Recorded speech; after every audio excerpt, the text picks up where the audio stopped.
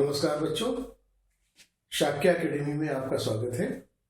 हम आपके लिए यूपी सुपर टेट के मैथमेटिक्स के पोर्शन के लिए वीडियोस तैयार कर रहे हैं और इन वीडियोस में आप देख रहे हैं कि हम जो इम्पोर्टेंट क्वेश्चंस हैं उनको भी सॉल्व करते हैं और जो कंसेप्ट्स हैं हमारी उनको भी डिस्कस करते हैं। यदि आपको ये चैनल पसंद है तो इसको लाइक करिए, सब्सक्राइब करिए और अपने फ्रेंड्स के साथ शेयर करिए ताकि वो भी इस वीडियो से लाभ उठा सकें और उनका भी मैथमेटिक्स का पोर्शन अच्छी तरह से तैयार हो जाए। बच्चों, आज के वीडियो में हम केवल एक कंसेप्ट, बहुत छोटा वीडियो बना रहे हैं, एक कंसेप्ट को समझाने के लिए ये वीडियो है और वो कंसेप्ट है नाव और धारा पर। नाव धारा। बच्चों, जैसा कि आप जानते हैं कि जब हम किसी ठहरे हुए पानी में तैरते हैं तो हमारी कुछ गति होती है, तैरने की कुछ गति होती है। ठहरे हुए पानी से मतलब है जैसे मान लीजिए तालाब है या कोई बहुत बड़ा पॉन्ड है, टैंक है जिसमें आप तैर रहे हैं, उसमें तैरने की कोई ना कोई तो आपकी गति होगी। तो यहाँ पर भी गति और चाल, दूरी से मतलब है, समय से मतलब है। तो यहाँ इस कंसेप्ट को समझने के लिए एक तो ये कि जब आप ठहरे हुए पानी में तैरते हैं, ठहरे हुए से मतलब है जिस पानी में गति नहीं है या जो पानी बह नहीं रहा है। जब पानी नहीं बह रहा है तो आपको जो भी उसमें समय लगता है तैरने में, पार करने में, दूरी तय करने में और जो भी गति लगती है वो सामान्य है, जैसा कि आप सड़क पर कार, बस, ट्रक या किसी साइकिल सवार की बात करते हैं। लेकिन यदि आप गौर करें तो धारा का मतलब है पानी की धारा बहती है। ठीक, नदी हो, नहर हो, अगर पानी बह रहा है तो उसको हम बोलते हैं पानी की धारा या केवल धारा। इस स्थिति में मान लेते हैं कि इस दिशा में धारा जा रही है। ठीक, अब अगर इस दिशा में धारा जा रही है तो दो स्थितियां हो सकती हैं किसी भी तैराक की या किसी भी नाव की। एक स्थिति ये हो सकती है कि नाव धारा की दिशा में ही चले, दूसरी स्थिति हो सकती है कि नाव धारा की विपरीत दिशा में चले। ठीक, तो अगर धारा की दिशा में जा रही है तो क्या समझना है और अगर धारा के विपरीत दिशा में जा रही है तो क्या समझना है, इस चीज को बहुत अच्छी तरह से आप समझ लीजिए। इस पर प्रश्न जो है बच्चे उलझ जाते हैं, घबरा जाते हैं, क्योंकि प्रश्न थोड़ा सा बड़ा होता है और उसको सॉल्व करने में दिक्कत आती है।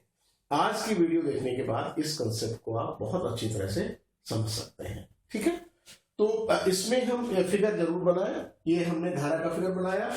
एक हम फिगर बनाएंगे जहां पर रुका हुआ पानी है, शांत पानी है। ठीक, इन दोनों की गतियों में हम तुलना करेंगे। ठीक, मान लीजिए कोई यहां पर शांत पानी में तैराक है, वो x किलोमीटर पर आवर तैर सकता है। ठीक, x किलोमीटर पर आवर तैर सकता है, उसकी वहां गति है x किलोमीटर पर आवर। पानी की कोई गति नहीं है, पानी शांत है, पानी नहीं बह रहा है, इसलिए इसकी गति पर कोई अंतर नहीं आएगा, x किलोमीटर पर आवर ही रहेगी, चाहे वो किसी भी दिशा में तैरे। लेकिन वही व्यक्ति अगर यहां आ जाता है, यहां जहां पानी की धारा बह रही है, तो पानी की धारा की कुछ गति होगी। मान लेते हैं पानी की धारा की गति है y किलोमीटर पर आवर और इसकी दिशा इधर है, इधर जा रहा है पानी। ठीक, अब वो व्यक्ति जो x किलोमीटर पर आवर वहां तैर रहा था वो यहां आके तैरेगा।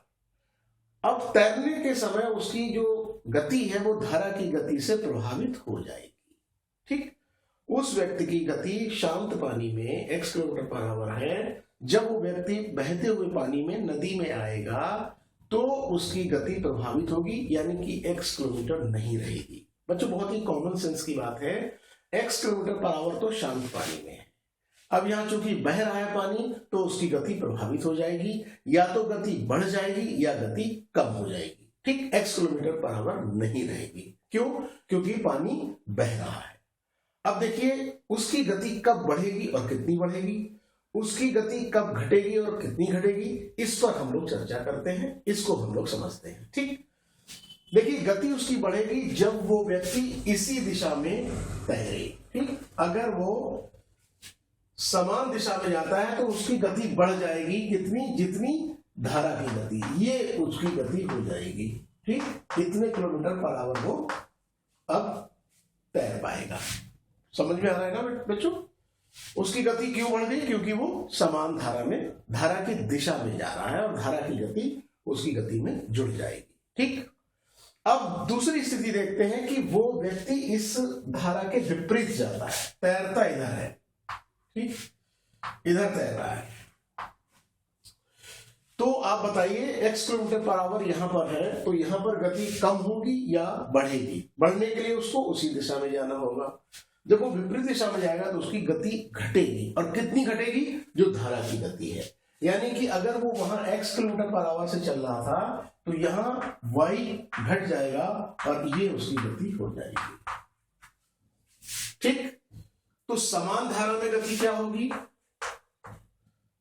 समान दिशा में अगर धारा के जा रहा है वो में गति क्या हो जाएगी? x प्लस वाई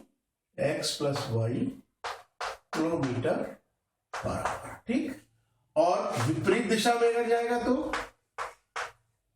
विपरीत दिशा में जाएगा तो उसकी गति क्या होगी? में गति, यहां पर गति हो जाएगी x माइनस वाई किलोमीटर पर। ठीक, केवल गति समझनी है, बाकी जो आपका सूत्र है गति का, समय का और दूरी का, वो वही रहेगा। ठीक, सूत्र आपका वही रहेगा। सूत्र यहां पर हो जाएगा स्पीड बराबर डिस्टेंस अपॉन टाइम। ठीक, तो केवल स्पीड जो है ना वो बदल रही है। समझ में आ रहा है ये प्रश्न? स्पीड बदल रही है क्योंकि अब ये धारा के हिसाब से स्पीड घट रही है या बढ़ रही है। तो स्पीड वाले क्वेश्चंस में आपको ध्यान रखना पड़ेगा कि जो नाव है या कोई व्यक्ति तैर रहा है वो किस दिशा में जा रहा है। यदि वो धारा की दिशा में जा रहा है तो उसकी गति जो शांत पानी में थी उससे अधिक हो जाएगी, और यदि वो धारा की विपरीत दिशा में जा रहा है, नाव इधर जा रही है, गति बढ़ रही है, नाव इधर जाएगी, विपरीत दिशा में जाएगी, तो उसकी गति कम हो जाएगी। इसलिए इसी सूत्र से आपके सारे सवाल हो जाएंगे। आज हम बहुत छोटा सा वीडियो इसलिए बना रहे हैं कि ये कंसेप्ट आप रिवाइज करें, इसको समझ लें। यदि इसमें कोई डाउट है तो आप हमें मेरे व्हाट्सएप नंबर 9419254613, रिपीट कर रहा हूँ 9419254613 पर या तो मैसेज भेजें या कॉल करें, जिससे कि आपकी समस्या का समाधान आपको मिल सके और आपका कॉन्फिडेंस लेवल बढ़ सके। ठीक है, इसको रिवाइज करिए। अब हम अगले वीडियो में इस पर कुछ प्रश्न तैयार करेंगे और उन प्रश्नों को हल करेंगे। आप देखेंगे कि उन प्रश्नों में हम इन्हीं सूत्रों का इस्तेमाल करेंगे, इन्हीं कॉन्सेप्ट्स का इस्तेमाल करेंगे और वो प्रश्न आप भी हल करना सीख जाएंगे। रिवीजन करते रहिए। Thank you.